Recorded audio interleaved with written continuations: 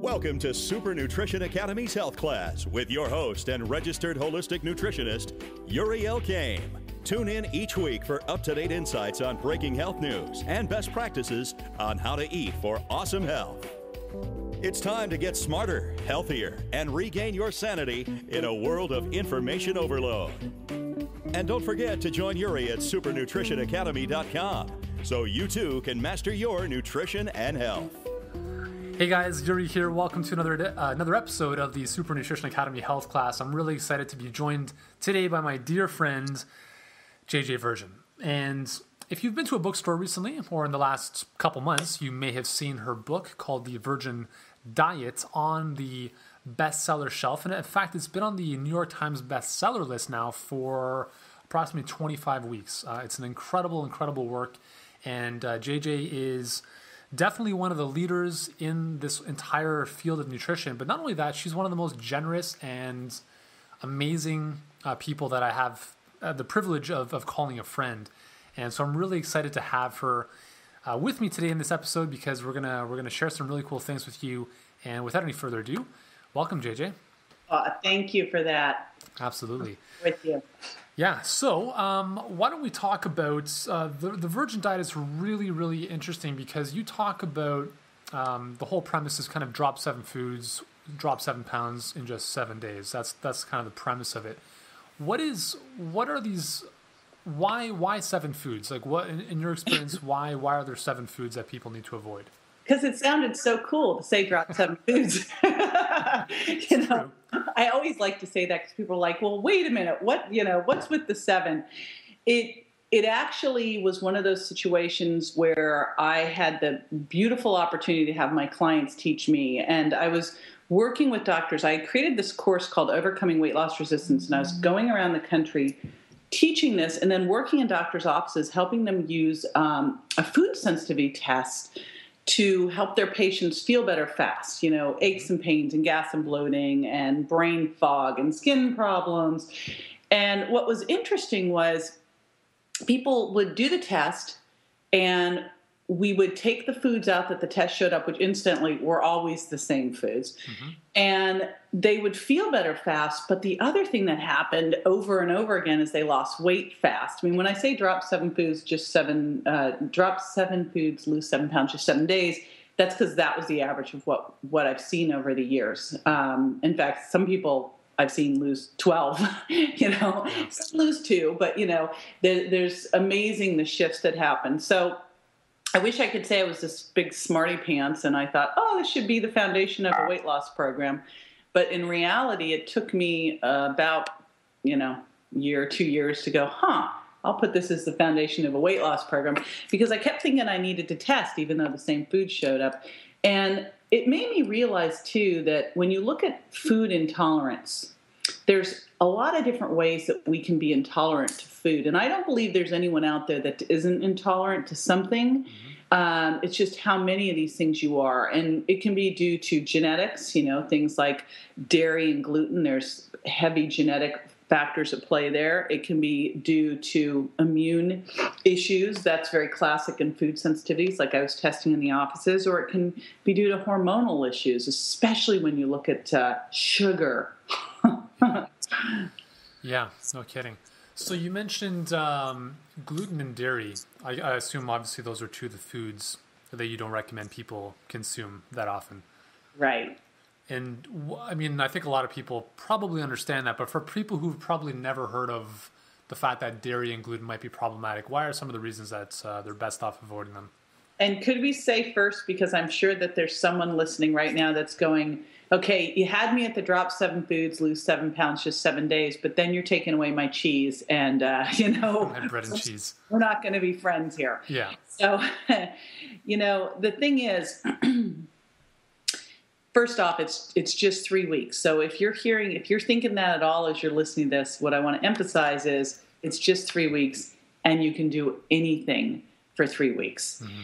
And I give people very simple swaps. So if you're hooked on pasta, I give you quinoa pasta. So we've got simple swaps. Hold on one second. But what I saw with dairy and gluten and sugar, to me, are the most, there's 7 foods, but these ones are the ones that pop up the most because they're so addictive and so ubiquitous. I mean, it is so difficult to navigate the processed food aisles, which is why we can just stay out of them and get away from gluten and sugar and dairy. They're just everywhere. And the reason they've done that is A, they're cheap, and B, they're addictive. We know that dairy and gluten have an opiate-like effect on the brain, and that sugar is a complete drug to the brain. So these are just your crack.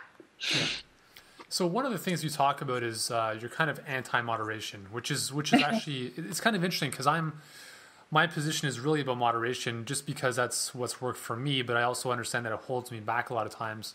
Now, with respect to these food intolerances, moderation might not be the best thing. Can you talk about that? Right. Can I first say that you're a dude? I'm a dude. Obviously. And you guys, so it's like you guys just decide, I think I'll lose some weight, and you blink, Although I've got a lot of weight loss resistant men too on the program, that's my area. So there's that. But the deal with moderation is with food intolerances, the little bit is what's creating the problem. And the best example I can say to that is I love dairy, I mean, people are like, how do you do this? I go, but I also know what happens when I eat dairy. I've connected the dots between what I eat and how I feel and what I weigh. And if I eat dairy, I get really bad acne, and that's just not worth it for me. So I was doing a little bit, I'm talking a little bit of foamy milk every day on an Americano, half an inch. That was enough to keep my skin breaking out and keep me feeling bloated. It's the little bit that can have a big impact because it triggers a response in your immune system. This is all due to a phenomenon called leaky gut, where your gut wall becomes more permeable than it should. Your body's not digesting food as well as it should, either due to stress or aging. The gut wall's more permeable due to stress, due to gluten, which releases a protein that loosens the tight junctions, due to GMOs, due to medications.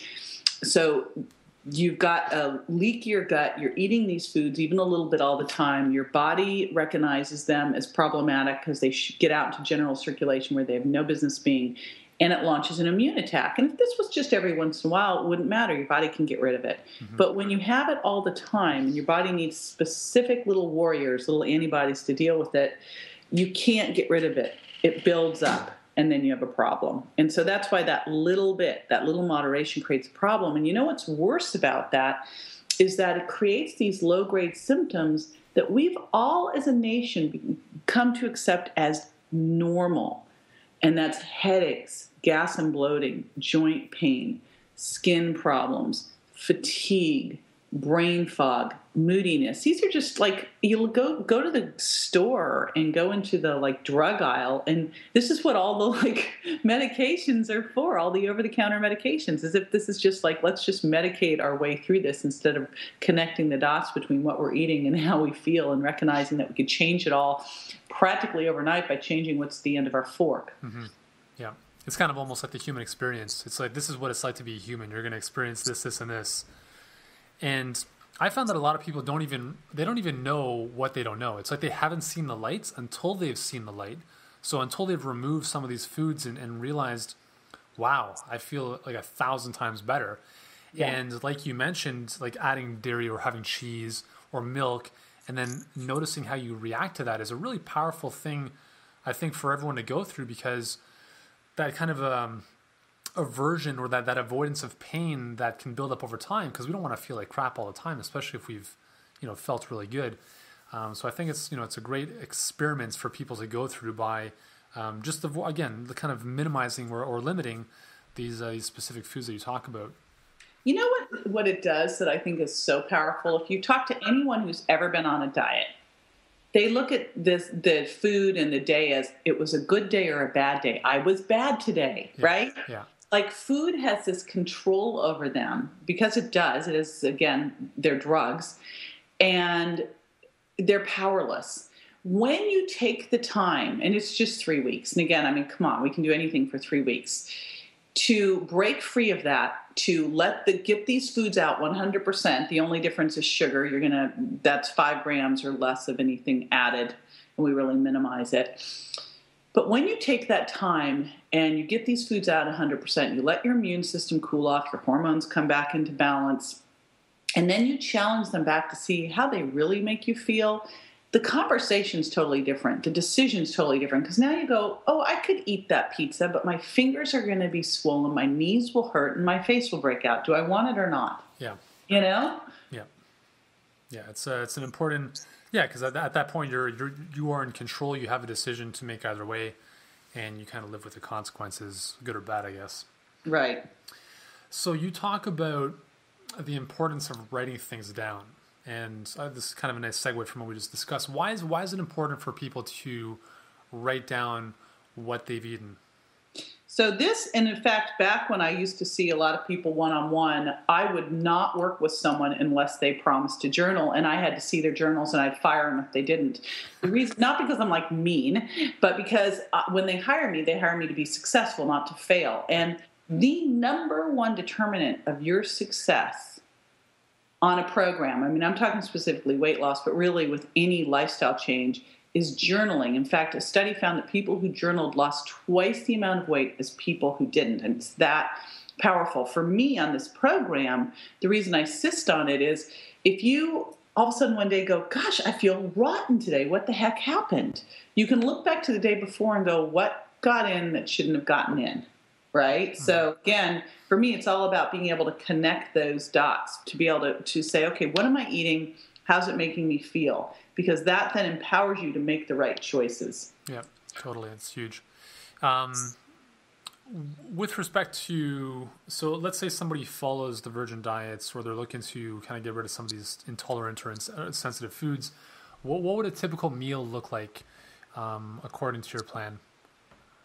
So a typical meal, I mean, my actual most favorite thing to do is Mexican. So an easy meal for me is basically a tostada salad without the shell. So some romaine lettuce, some peppers and onions, a little bit of black beans, some chicken, some salsa, and some guacamole. That's my most favorite, like standard go-to that I have a couple of times a week.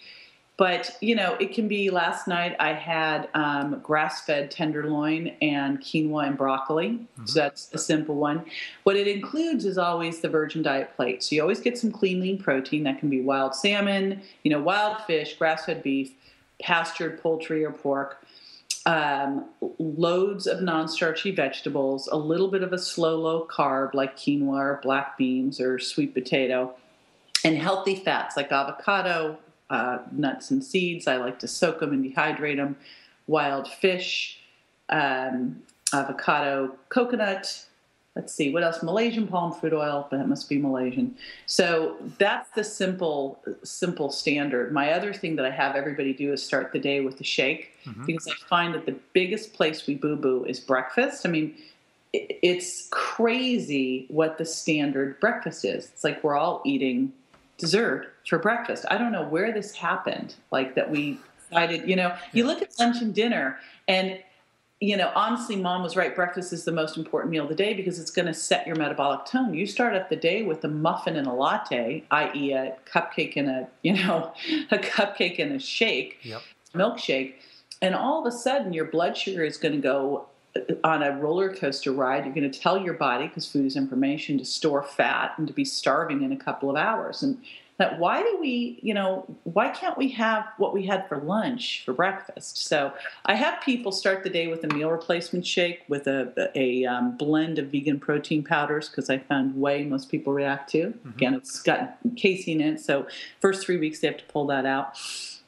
And then some coconut, almond, or cashew milk, no sugar added. I throw in a little avocado in mine, or some chia seeds, or freshly ground flaxseed meal, berries, and away we go. You know, so that's the simple way to start the day that I know you're getting a lot of great nutrition and you're getting a nice balanced response, so that your blood sugar will stay stable and you'll be able to use stored fat for fuel and you won't crash and burn. Yeah, that's good. Yeah, and I think it's unfortunate that we've all been kind of indoctrinated to believe that like cereals and bagels and toast, just based on commercials really, are the way we should be starting our day. And I mean, when you talk to people about, like, thankfully a lot of our listeners are a little bit further along than a lot of other people, but when people think about, oh my God, avocados, oh my God, there's so much fat in those, and how can that possibly help me lose weight? How do you get people to understand that good fats are not the devil, and that things like cereals and whole grains, which, all these different governing bodies tell us are so good for us, are more of a problem? How do you overcome that obstacle with It is so frustrating. And, I've been studying a bunch on sugar lately, reading the history of sugar. And this all started because of this one guy, Ancel Keys, who put it out there that fat's the reason we have heart disease. And it was like, 50 years ago, and we just can't get over it. Yeah. You look at the last 20, 30 years where we really adopted that strategy, pulled the fat out and put sugar in and took our health down. I mean, it's like, now we've got diabetes starting in childhood, morbidly obese and obese kids, where that used to be the rarity is now the norm. It's absolutely crazy. So I eat a lot of fat. It's a premier part of the diet. Of course, one of the most powerful things you can do is make an oil change. Mm-hmm. But, it's one of those things you just have people test. And it's when you explain how these things work and then have someone test it, trust you and test it, because it changes so quickly. When you take out the fast carbs, so sugars and carbs that quickly turn to sugar, and replace them with healthy fats and get enough protein and eat things that are high in fiber, it's like, boom, stuff happens quickly. You first drop weight so fast, especially when you're eating pulling out these reactive foods that create so much inflammation and cravings, like gluten and dairy, and of course soy and corn and peanuts. And unfortunately, eggs. When I was testing, I found so many people reacted to eggs, and I've always felt eggs are one of nature's most perfect foods. But I think both because a lot of us were vaccinated with egg protein in the vaccine. Eggs are so ubiquitous. We are eating eggs that have just, you are what you eat ate. What they're doing to the chickens is just ridiculous, and so we're getting that. Yeah. Well, what's great too is that you are living proof of this stuff. You're definitely you're fit, you're trim, you're healthy, and what's awesome is that you live this stuff. And we've been to dinner several times, and it's always amazing to see how you eat, because you don't mess around. There's a lot of people who talk a big game but don't really back it up, and you definitely back up what you talk about, which is always nice and congruent. For everyone listening, if you guys want to check out The Virgin Diet, I would highly recommend you do. It's an amazing book. You can go to virgindiet.com/Yuri, and we'll provide a link under this interview nonetheless, so you guys can do that. And any kind of closing, we could talk about this stuff all day, JJ, but I know that you're pressed for time, and I want to thank you for the time you've taken so far. Any final thoughts, any kind of final recommendations you have for our listeners? Yes. Maybe. Yes, there are. Well, I have been working in weight loss resistance for a couple decades. And I think what's been most frustrating for me is to see people do diet after diet after diet, basically following the wrong set of rules, treating their body like a bank account, which it's not, rather than a chemistry lab, and not looking at food as information, looking at it as purely like numbers. And what happens when you do this is obviously you're set up to fail, because you're going to get hungry, you're going to lower your metabolism, and you're going to overeat. And just anyway, I've seen so many people who've damaged their metabolism by doing these low-calorie diets because they burn up muscle. And then at some point you get hungry, you overrule yourself, because we're hardwired to survive famines, and you overeat. So it's a recipe for disaster. But the bigger problem I see with this is not what it does to your metabolism. The thing that really breaks my heart with it is what it does to your psyche. Because you get this idea that this is just as good as it gets, that you're meant to be overweight or obese, that, you lose your hope. And if you don't believe you can, you're done. So the most important thing that I want people to get from this is the idea that they've been following the wrong set of rules. If they've been following that model, things can be dramatically different, dramatically fast. In 7 days, you can have such a huge shift the challenge I have on the program is getting people to re-challenge to see which foods work for them and which foods don't. Because, hey, eggs may work, dairy may work. They don't want to because they feel so much better. They don't ever want to go back. They're actually kind of nervous to test. Yeah.